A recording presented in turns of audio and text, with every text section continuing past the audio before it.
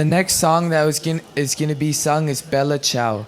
Bella Ciao, Goodbye Beautiful, is an Italian protest folk song from the late 19th century, originally sung by the Modena workers in the protest against the harsh working conditions in the paddy fields of northern Italy. The song has been modified and adopted as the anthem of the Italian resistance movement by the partisans who opposed Nazi fascism.